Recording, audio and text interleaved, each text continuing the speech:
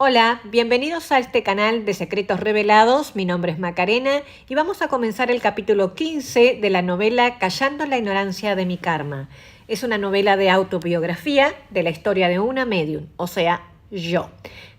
Capítulo 15 se dice, el título es Historia de Salvador y su moto.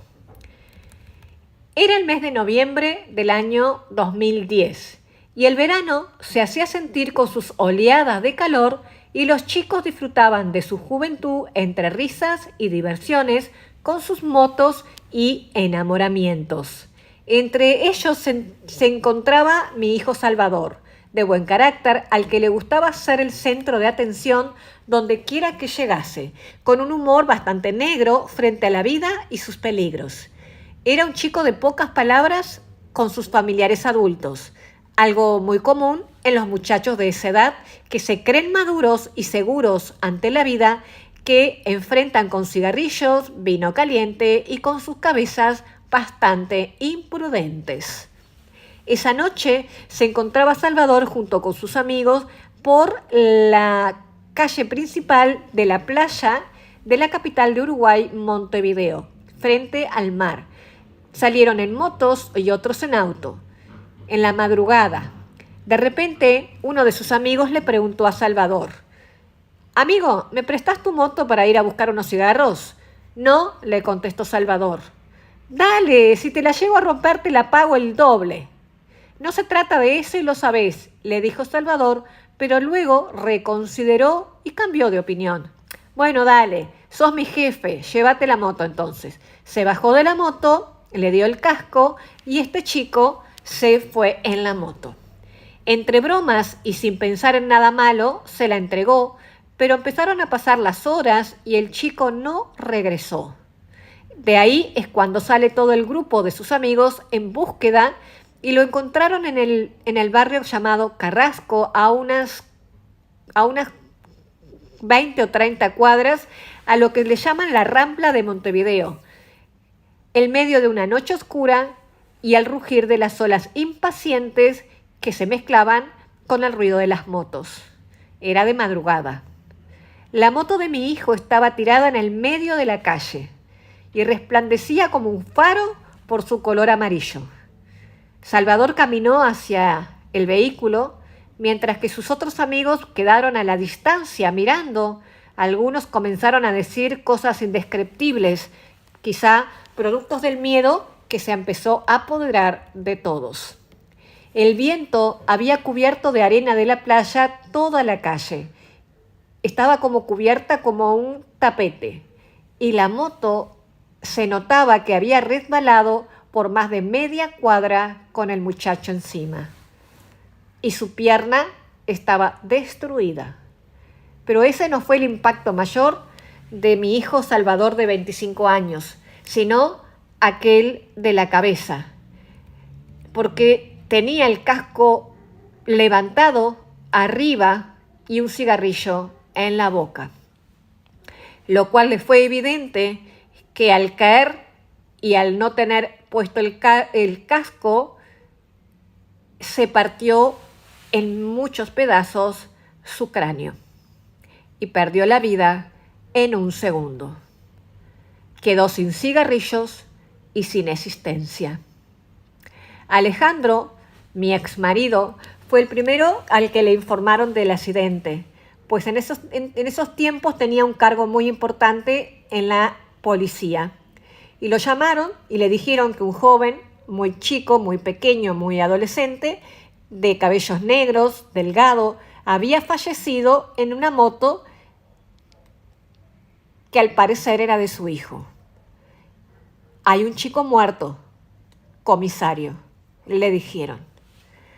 Alejandro, supongo yo, adiestrado a no mostrar en su rostro las emociones, se manejó con calma hasta llegar al lugar del infortunio.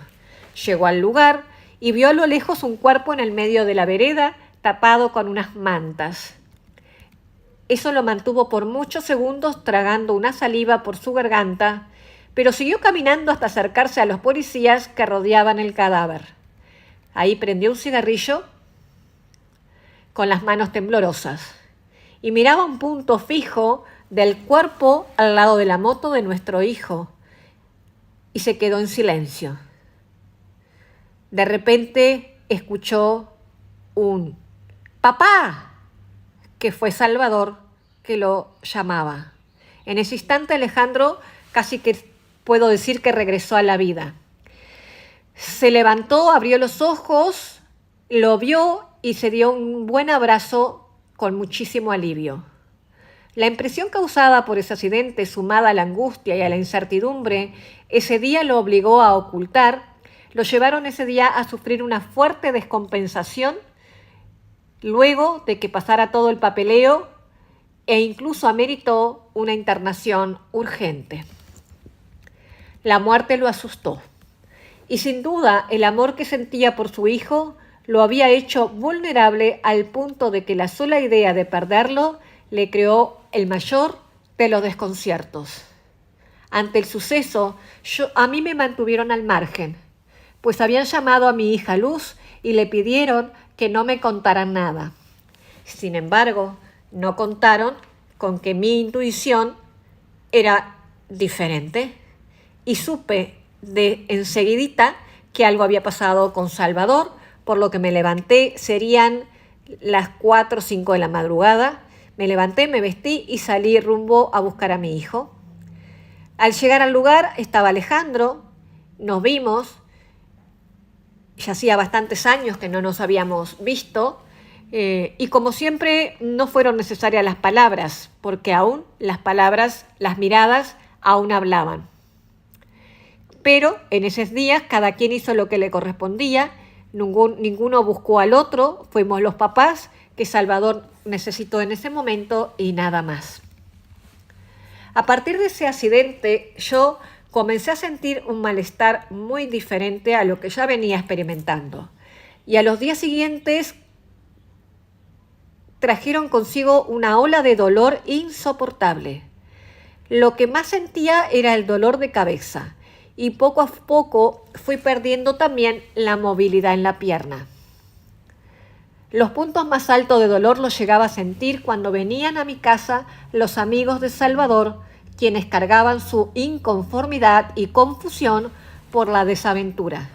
Tenían muchas preguntas y ninguna explicación sobre la pérdida de su amigo de esa manera, tan agresiva, violenta e irónica. Sin embargo, ninguno hablaba nada, solo se quedaban ahí en la sala y se reunían en mi casa casi que en silencio, haciéndose un proceso de luto.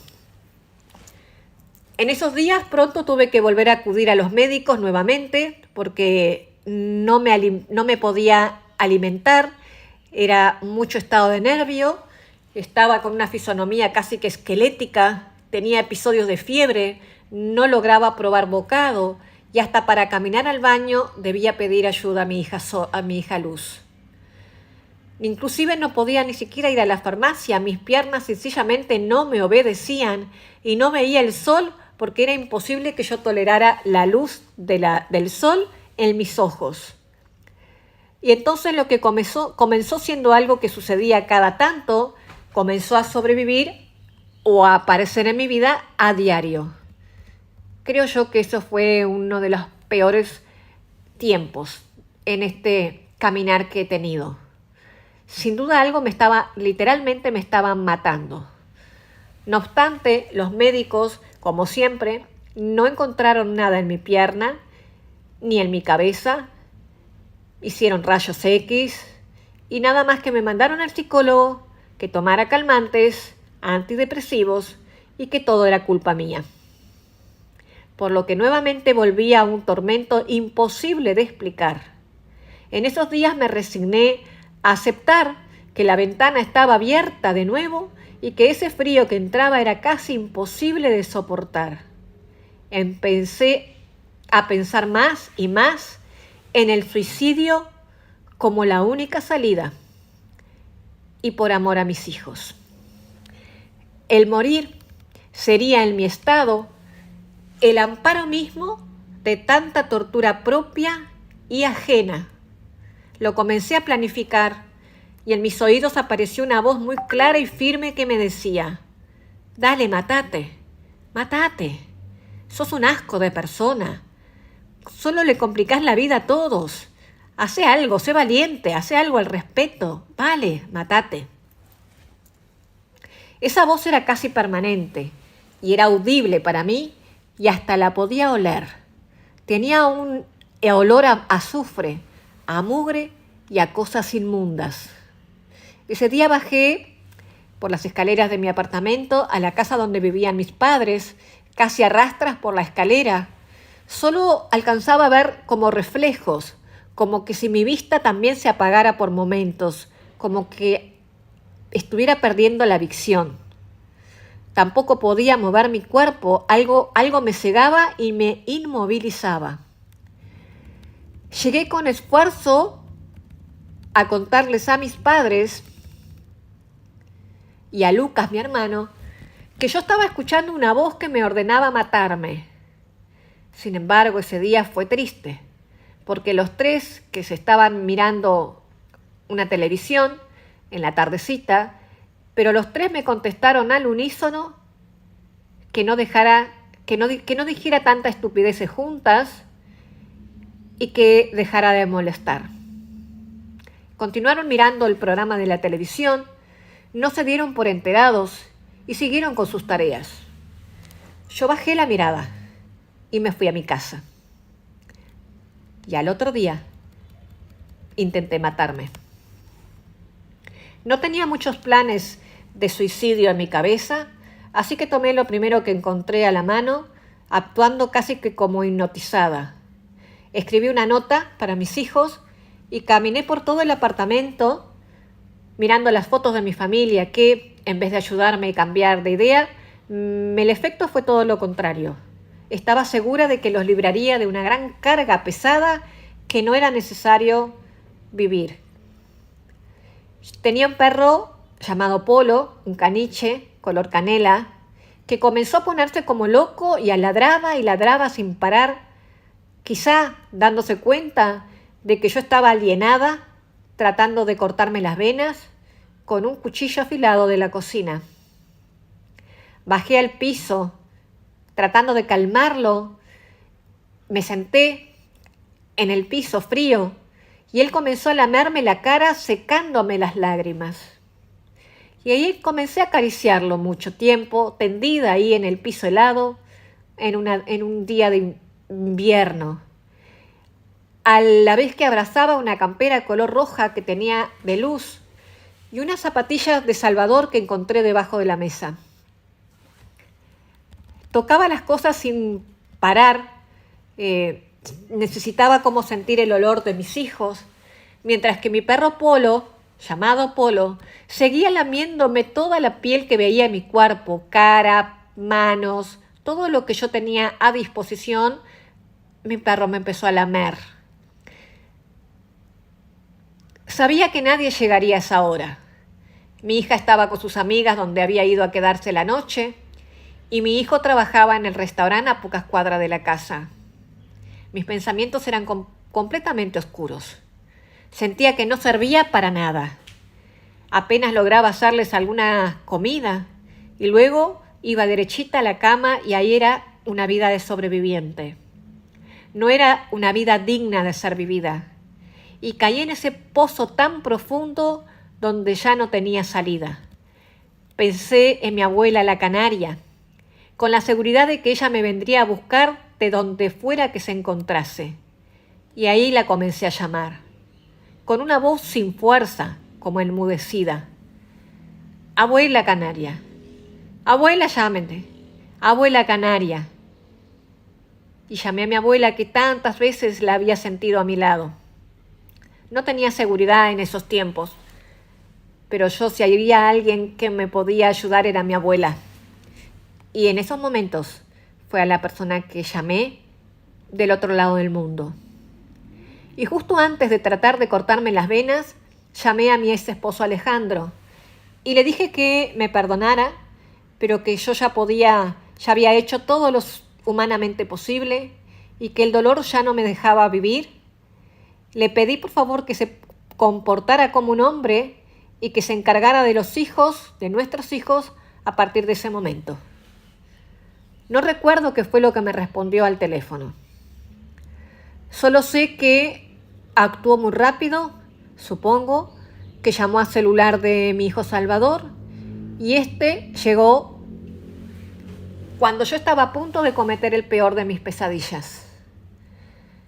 Su interrupción me hizo sentir que como que había despertado, como que me había sacado de un lugar sombrío, como de una cueva, como de una cosa muy oscura. Mi intento suicida era un llamado de alerta, pero cuando mis familiares se enteraron, decidieron nunca hablar del tema, ni siquiera mi mamá Gema. Ese día nadie preguntó nada y nadie indagó jamás sobre nada. Todo se ocultó, todo quedó en silencio. Quizá para no saber eso que no querían ver o simplemente porque les abundó el cansancio. Mi hijo, encerrado en el baño, recuerdo que habló con su padre por teléfono después de encontrarme. Habían entendido lo que sucedía y mi hijo Salvador lloraba. Todos estábamos agotados, pero ninguno de ellos sabía cómo ayudarme. Ese día llegué al límite de mis fuerzas. Estaba noqueada, desahuciada, bloqueada, y lo peor era que ya no tenía más fuerzas ni donde buscar ayuda ni respuestas. Había agotado todo lo que conocía. Estaba en una caverna oscura y no encontraba salida. Sentí que ese era el final, que mi historia tenía que tener un cierre irrebatible, fuera malo o fuera bueno, pero algo concluyente. Y ahí estaba yo otra vez preparada para pelear la última batalla y volver a la guerra. Al día siguiente me levanté siendo otra. Abrí la ventana del dormitorio de par en par, miré al sol directamente, me ardieron los ojos de tal forma que las lágrimas comenzaron a brotar sin causa alguna. Me había enojado conmigo misma y estando sola ya en la casa comencé a sacar las fuerzas y enfrenté lo que yo nunca pude entender en esos días. Salí a la calle a rastras y aún tomándome de todo lo que encontraba y sentándome cada 10 pasos, fui saliendo de esa gran caverna oscura. Caminaba 2 pasos y me sentaba en el piso. Me volvía a parar, caminaba 2 pasos, me volvía a agarrar de lo que encontraba y me volvía a mirar el sol. Recé, oré y medité. Y en la oración, mis últimos empujones de vida, por si acaso había otra opción. Aunque la idea del suicidio no dejaba de atacar mi mente, o era blanco o era negro, pero no veía tonos grises, era todo o era nada. Si no cambiaban las cosas, tomaría el camino de los cobardes, pero esa vez ya sabía que no debía avisar a nadie. Ya mi alma no soportaba más pisoteadas bajo el tono de la indiferencia o hasta de la burla en una vida vergonzosa. Aún respiraba con suspiros, pero se me estaban agotando. Deseé, en un punto, retomar mi ritmo de vida anterior, pero tampoco podía ejercer la escribanía, y no logré hacer más que estar como en esa pausa y esperar resignada, recordando siempre en mis oraciones las palabras de mi pastor Miguel Ángel, que me mantuvieran viva en ese tiempo en que mi familia resultó implicada y por temor se mantuvieron muy, pero muy apartados. Especialmente mi hermana Natacha, que desde hacía mucho tiempo había desaparecido de mi vida. Decía que a mi teléfono no entraban sus llamadas desde Canadá, pero la razón por la que no hacíamos un mayor esfuerzo era porque había mucho resentimiento, orgullo y muchísima ignorancia. Sin embargo, el universo había enviado a mi hija Luz con el mismo temperamento enérgico de Natacha, y yo nunca estuve sola, porque en esos días en que Natacha no estuvo Luz, mi hija, que fue la única que me defendió y me ayudó en estas diversas contiendas con el mundo espiritual y esas incapacidades que ignoraba. Hoy entiendo que siempre estuve guiada y con alguien a mi lado para soportar cada prueba, tal como lo predijo mi querido pastor Miguel Ángel, el mentor espiritual que conversaba conmigo desde niñas en sueños. Luego de varios días en oración, meditación y mirando la vida ya como una náufraga, comencé a mirar el cielo y clamé desde el alma la ayuda desde lo alto. Yo ya no contaba con más tiempo.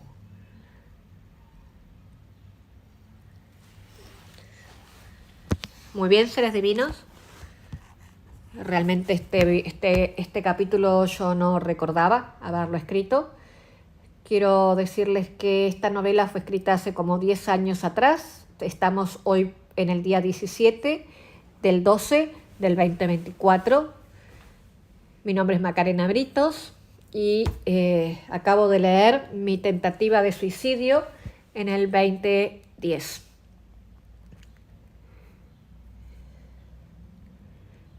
Sinceramente no sé qué decirles. Tengo tanto para decir que no sé por dónde empezar. Solo voy a decir que continúen escuchando los audios y prometo que al terminar la novela, por lo menos esta, porque hay una segunda de estos 10 años últimos, les prometo que les van a quedar las cosas mucho más claras. Y cualquier pregunta, por favor, déjenmela en comentarios, que como les digo, terminada la novela voy a empezar a contar lo que no escribí acá. Lo que sí sabía, pero en aquel entonces no me animé a escribir. Hay muchas cosas que todavía no les he contado. Esto es como un muy pequeño aperitivo de lo que continúa. Y pequeño mismo, ¿eh? A pesar de que ustedes pueden llegar a decir, pero Macarena, te quisiste suicidar. Sí, lo sé, lo entiendo. Por alguna razón yo no entiendo este tiempo como algo negativo, sino que lo siento como algo extremadamente necesario, que yo tuve que vivir eso. Yo tuve que sentir eso. También otra cosa que me di cuenta es que yo cuando les hablo de la ventana que se abre, nunca les dije o nunca, no sé si lo dije en el correr de esta novela escrita, que lo que me atacaba a mí era algo que no se ve y que no tiene nada que ver con ningún problema mental, sino que tiene que ver con un tema espiritual, ¿sí? Pero en esa época de este capítulo, de ese año, yo tendría que hacer las cuentas, pero yo ya estaba estudiando, creo, en el centro espírita, por donde yo me encuentro. Yo ya había empezado el estudio de los libros de Allan Kardec y el libro de los medios de Allan Kardec. Yo estaba empezando, es cuando entra la luz a mi vida, y no quiero hacer spoiler, porque vamos a continuar leyendo los capítulos que continúan, porque realmente esto fue fuerte, seres divinos. Les tengo que confesar que esto fue fuerte. Por eso quizá ustedes hoy me ven por las redes sociales. Yo disfruto mucho de la vida. Les quiero decir que yo por eso soy tan feliz. La vida me ha regalado la libertad, el conocimiento, pero eso no fue fácil, no fue gratis. No estoy diciendo con eso que uno tiene que sufrir para tener bendiciones, no es así. Lo que estoy diciendo es que en mi vida sucedió de esta manera, de esta forma. ¿Por qué? Porque más adelante en los capítulos siguientes ustedes se van a dar cuenta por qué yo tuve que sufrir eso. Porque ahí viene la parte en que yo recuerdo mis vidas pasadas. Y es como que el mundo espiritual me muestra que yo no estaba sufriendo nada injusto y por qué era los porqués, ¿no? Porque muchas veces nos preguntaba por qué a mí, si yo no le hice mal a nadie. ¿Por qué me pasa esto? Las explicaciones están en los siguientes capítulos y me voy a parar acá porque ya saben, me conocen que hablo hasta por los codos y no quiero hacer spoiler porque voy a leer el capítulo siguiente para ver si realmente lo digo, y si no lo digo, lo voy a decir después, pero lo voy a decir. ¿Por qué? Porque de alguna manera alguien lo tiene que hacer, tiene que revelar los secretos. Secretos revelados es eso, revelar los secretos de cosas que no se hablan en este mundo, por lo menos en habla española, en habla hispana yo no lo encuentro. Sí lo encuentro del lado portugués, porque Brasil es un país mucho más abierto en cuanto a la espiritualidad, pero del lado de español yo no he encontrado, quizá existan, pero de estos tipos de conocimientos no lo he encontrado. Ojalá lo hubiera encontrado, me hubiera ayudado un montón. También espero que les ayuden ustedes a entender sus propias vidas, no necesariamente que tengan que ser medios, sino a entender por qué uno vive lo que vive y por qué cada paso uno tiene que tomar un aprendizaje, porque si no los patrones se repiten, ¿sí? Se vuelve a repetir las mismas pruebas para que tú aprendas lo que tengas que aprender. Y eso es tal cual, seres divinos. Si hay algo que yo me tengo que poner contenta de esta parte es que yo tenía una prueba y aprendía rápido. En otras ocasiones no fue tanto, porque me costó mucho reconocerme medium.